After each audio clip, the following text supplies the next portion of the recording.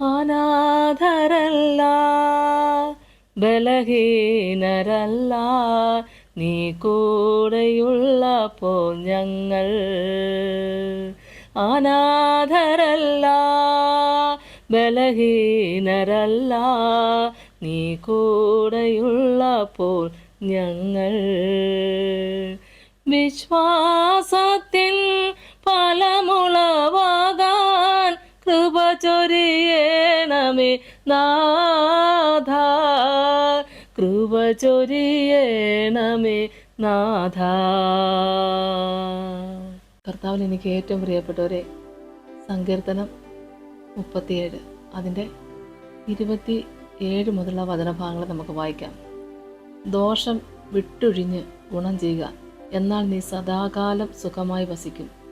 യഹോവ ന്യായപ്രിയനാകുന്നു, തൻ്റെ വിശുദ്ധന്മാരെ ഉപേക്ഷിക്കുന്നതുമില്ല. അവർ എന്നേക്കും പരിപാലിക്കപ്പെടുന്നു, ദുഷ്ടന്മാരുടെ സന്തതിയോ ഛേദിക്കപ്പെടും. നീതിമാന്മാർ ഭൂമിയെ അവകാശമാക്കി എന്നേക്കും അതിൽ വസിക്കും. വളരെ ശ്രേഷ്ഠമേറിയ ദൂത്. ദോഷം വിട്ടൊഴിഞ്ഞ് ഗുണം ചെയ്യുക. ആമേൻ. ചിലപ്പോൾ അറിയാതെ ചെയ്യും, അബദ്ധത്തിൽ ചെയ്യും, അശ്രദ്ധ കൊണ്ട് ചെയ്യും.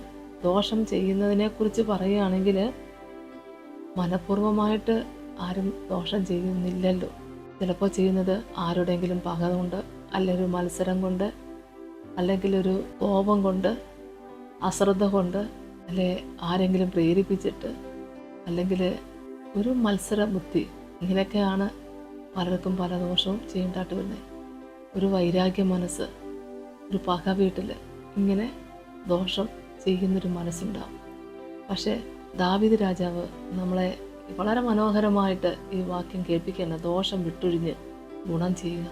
ദോഷം ചെയ്യുന്നത് പക കൊണ്ടാണെന്ന് പറഞ്ഞല്ലോ. ഒരു പക്ഷേ പക, അല്ലെങ്കിൽ വൈരാഗ്യം, അല്ലെങ്കിൽ ഒരു അശ്രദ്ധ, എന്തൊക്കെയാകാം. പക്ഷെ അതുകൊണ്ടൊന്നും ഒരു മനുഷ്യനും രക്ഷ പ്രാപിക്കുന്നില്ല. അതുകൊണ്ടാണല്ലോ ദൈവസനിലേക്ക് മടങ്ങി വരുമ്പോൾ മനസ്സുകൊണ്ട് കർത്താവേ, ഞാൻ നിന്നോട് സ്വർഗത്തോടും ചെയ്തു പോയ പാവം എന്നോട് ക്ഷമിക്കണമേ എന്ന് പറഞ്ഞ് പ്രാർത്ഥിക്കുന്നത്. ദൈവത്തിന് സ്തോത്രം. ഇവിടെ വചനം നമ്മളെ കേൾപ്പിക്കുന്നത് ദോഷം വിട്ടൊഴിഞ്ഞ് ഗുണം ചെയ്യുക. ഗുണം ചെയ്യുമ്പോൾ ദൈവമക്കളെ അത് സ്വർഗം സന്തോഷിക്കും. ഹല്ലേലൂയ. ദൈവത്തിൻ്റെ പൊന്നുനാമത്തിന് മഹത്വം ഉണ്ടാകട്ടെ. ഗുണം ചെയ്യുക എന്ന് പറഞ്ഞാൽ നമ്മുടെ മനസ്സിനെ കർത്താവിൻ്റെ തിരുസന്നിധിയിലേക്ക് സമർപ്പിച്ചുകൊണ്ട് അനുഗ്രഹത്തോടുകൂടി, അഭിമാനത്തോടുകൂടി ചെയ്യുന്ന വേലയ്ക്ക് ദൈവം തരുന്ന കൂലി നമ്മൾ പ്രതീക്ഷിച്ചുകൊണ്ട്, ദൈവസന്നിധിയിൽ നിന്ന് പ്രതീക്ഷിച്ചുകൊണ്ട്, ആമേ സ്തോത്രം, നമുക്ക് ദൈവവേല ചെയ്യാൻ പറ്റും. എന്ത് ഗുണമാണ് നമുക്ക് ചെയ്യാൻ പറ്റുന്നത് അത് നോക്കി ചെയ്യുക. കണ്ണുനീരിൻ്റെ സമയത്ത് വിതയ്ക്കപ്പെടാനുള്ള സമയം. കണ്ണുനീരോടെ വിതയ്ക്കുന്നവൻ ആർപ്പോടെ കൊയ്യും. കണ്ണുനീരിൻ്റെ സമയം വിതയ്ക്കാനുള്ള സമയം. ഈ കണ്ണുനീരിൻ്റെ സമയം വരുമ്പോഴാണ് പകവീട്ടിലായി, വൈരാഗ്യമായി, പല വിധത്തിലുള്ള ദോഷത്തിന് വേണ്ടിയിട്ട് നമ്മളെ തന്നെ വിട്ടുകൊടുക്കുന്നു. ഇതൊന്നും വേണ്ടാതെ പ്രിയപ്പെട്ടവരെ, കണ്ണുനീരോടെ വിതയ്ക്കുന്നവൻ കണ്ണുനീരിൻ്റെ സമയത്തും വിതയ്ക്കൽ നടക്കട്ടെ. സ്തോത്രം. നമ്മൾ ചെയ്യാനുള്ളത് എന്താണ്? നമുക്ക് ചെയ്യാം. നിന്ദയും പരിഹാസങ്ങളും പ്രശ്നങ്ങളും പ്രതികൂലങ്ങളും എല്ലാം കൂടി ഒരുമിച്ച് വരുന്നൊരു സമയമുണ്ടാവും. അപ്പോഴും തളർന്നു പോകാതെ, വീണു പോകാതെ നമ്മൾ ചെയ്യേണ്ട കാര്യങ്ങൾ കൃത്യമായി കർത്താവിന് വേണ്ടി ചെയ്യുക. ആമേ സ്തോത്രം. ദൈവമക്കളെ, നന്മ ചെയ്യുന്നതിൽ തളർന്നു പോകരുതെന്നാണല്ലോ വേറെ നമ്മളെ പഠിപ്പിക്കുന്നത്. അപ്പോൾ ദോഷം വിട്ടൊഴിഞ്ഞ് ഗുണം ചെയ്യുക. ദോഷം ചെയ്യാനായിട്ട് പ്രേരിപ്പിക്കുന്നവരുണ്ടാകും. സ്വയമായിട്ട് തന്നെ മുമ്പ് പറഞ്ഞ പോലെ ഒരു പകയുടെയും വൈരാഗ്യത്തിൻ്റെയും ഒക്കെ മനസ്സ് വരുമ്പോൾ പെട്ടെന്ന് അങ്ങനെയൊക്കെ ആയിപ്പോകും. പക്ഷെ അത് നമ്മുടെ ഗുണത്തെക്കാളേറെ നമുക്ക് തന്നെ ദോഷമാണെന്നുള്ളത് നമ്മൾ അനുഭവിക്കുന്നത് ആ സമയത്താണ്. നമുക്ക് വിശ്വാസ ജീവിതത്തിൽ വരുന്നവർ പ്രാർത്ഥിക്കും, കർത്താവേ, ഞാൻ അറിയാതെ ചെയ്തു പോയതിൻ്റെ തെറ്റുകുറ്റങ്ങൾ ദൈവനോട് ക്ഷമിക്കണമെന്ന്. എന്നാലും ദൈവമക്കളെ, തെറ്റുകുറ്റങ്ങൾ എത്ര വലുതാണെങ്കിലും കർത്താവിൻ്റെ തിരുസന്നിധിയിലേക്ക് മടങ്ങി വരുന്നവർ, എന്നേക്കുമായി മടങ്ങി വരുന്നൊരു മനസ്സ് നമുക്കുണ്ടെങ്കിൽ നമ്മളെ ചേർക്കുന്നൊരു കരമുണ്ട്. സ്തോത്രം. ഹല്ലേലൂയ. നമ്മളെ വാരി പുണർന്ന്, നമ്മളെ സ്നേഹത്തോടെ നമ്മുടെ നിറകെ ചുംബിച്ചുകൊണ്ട്, കർത്താവേ, ആ കാതിൽ നമ്മളോട് പറയും, ദൈവമക്കളെ, എനിക്ക് നിന്നെ വേണമെന്ന്. സ്തോത്രം. ദൈവരാജ്യത്തിൽ ഒന്നാം സ്ഥാനത്ത് എത്തിയിരിക്കുന്നതെല്ലാം ചുങ്കക്കാരും വേശ്യമാരുമാണ് എന്ന് നമുക്കറിയാം. പാപികളിൽ മഹാപാപികളാണ് എന്ന് ഒരു ബോധം വരുന്നത് ദൈവത്തിൻ്റെ സന്നിധിയിലേക്ക് വരുമ്പോഴാണ്. ഉന്നതഭാവം മാറും, നികളഹൃദയം മാറും, താഴ്മ ധരിക്കും, അനുഗ്രഹം പ്രാപിക്കും. ഇങ്ങനെ നമ്മൾ ചെയ്യുമ്പോൾ തീർച്ചയായിട്ടും ദൈവമക്കളെ, ദോഷം ചെയ്യുന്നത് നമുക്കൊരിക്കലും നമുക്കൊരു ഗുണമായി വരത്തില്ല. ഗുണം ചെയ്താൽ അത് നമുക്കും ഗുണമാണ്, അത് മറ്റുള്ളവർക്കും ഗുണമാണ്. ദൈവത്തിന് സ്തോത്രം. അതുകൊണ്ട് ദോഷം വിട്ടൊഴിഞ്ഞ് ഗുണം ചെയ്യുക, എന്നാൽ നീ സദാകാലം സുഖമായി വസിക്കും. ആമേൻ. നിന്ദിച്ചോട്ടെ, പഴിച്ചോട്ടെ, വിമർശിച്ചോട്ടെ, അപ്പോഴും അതിനകത്ത് കേൾക്കുമ്പോഴും നമുക്കൊന്ന് ഓർക്കാം, അവിടെ നമ്മുടെ പക്ഷത്ത് എന്തെങ്കിലും തെറ്റുണ്ടോ? ഉണ്ടെങ്കിൽ അപ്പോഴും ദൈവത്തോട് ഏറ്റുപറഞ്ഞ് പ്രാർത്ഥിച്ച് രക്ഷപ്പെടുക. സ്തോത്രം. ഗുണം ചെയ്യുന്നതിൽ തളർന്നു പോകരുത്, നന്മ ചെയ്യുന്നതിൽ തളർന്നു പോകരുത്, എന്നാൽ നീ സദാകാലം സുഖമായി വസിക്കും. യഹോവ ന്യായപ്രിയനാകുന്നു, തൻ്റെ വിശുദ്ധന്മാരെ ഉപേക്ഷിക്കുന്നതുമില്ല. ദൈവത്തിന് സ്തോത്ര. ഹല്ലേലൂയ. അവർ എന്നേക്കും പരിപാലിക്കപ്പെടുന്നു. ദുഷ്ടന്മാരുടെ സന്തതിയോ ഛേദിക്കപ്പെടും. നീതിമാന്മാർ ഭൂമിയെ അവകാശമാക്കി എന്നേക്കും അതിൽ വസിക്കും. അത് ദൈവത്തിൻ്റെ വചനം നമ്മളെ കേൾപ്പിക്കുന്ന പോലെ തന്നെ ദൈവമക്കളെ, ആകാശവും ഭൂമിയും മാറും, ദൈവത്തിൻ്റെ വചനം ഒരിക്കലും മാറില്ല. ആമേ സ്തോത്രം. അതുകൊണ്ട് വിശ്വസിക്കുന്ന ദൈവമക്കളെ, കർത്താവിൽ ആശ്രയിക്കുന്ന എല്ലാവരോടും പറയാനുള്ളത്, ദൈവത്തിൽ വിശ്വസിച്ച് പ്രാർത്ഥിക്കുന്നവരുടെയൊക്കെ ജീവിതത്തിൽ ഒരുപാട് പ്രയാസങ്ങളും പ്രശ്നങ്ങളും ഏറെയാണ്. പക്ഷേ ഒരിടത്തും ദൈവമക്കളെ തളർന്നു പോകാതെ കാത്തു പരിപാലിക്കുന്ന ദൈവം നമ്മുടെ കൂടെയാണ്. ദൈവത്തിന് സ്തോത്രം. ഹല്ലേലൂയ. ദൈവം വസിക്കുന്ന ഒരാലയമായി നമ്മുടെ ശരീരം തീരുക. ആമേൻ. ദൈവം നമ്മളെല്ലാവരെയും അനുഗ്രഹിക്കട്ടെ. പ്രാർത്ഥിക്കാം. സ്തോത്രം. കർത്താവേ, കരുണാസമ്പന്നന്റെ സ്വർഗീയ നല്ല ദൈവമേ, ജീവിതത്തിൽ അറിഞ്ഞും അറിയാതെയും ചെയ്തു എല്ലാ പിഴകളും സകല ജനത്തോടും ദൈവം ക്ഷമിക്കണമേ.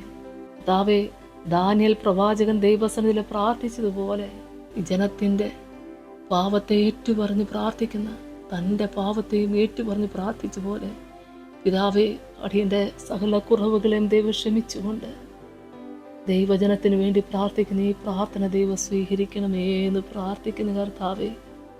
Hallelujah, hallelujah. ദൈവത്തിൻ്റെ സ്നേഹം കർത്താവേ, പുതിയ മനുഷ്യനാക്കി തീർക്കുന്ന ആ മഹാസ്നേഹം കർത്താവേ, ദൈവത്തിൻ്റെ സ്നേഹം പാപികളെ തേടി വന്ന് കർത്താവേ, കുപ്പക്കുഴിയിൽ നിന്ന് പെറുക്കിയെടുത്ത്, ഓ ദൈവത്തിന് സ്തോത്രം, കുപ്പയിൽ നിന്ന് പിറക്കിയാൽ എൻ്റെ കർത്താവെ, അങ്ങ് പ്രഭുക്കന്മാരുടെ കൂടെ ഇരുത്തുമെന്ന് ഞങ്ങൾ അറിയുന്നപ്പാ.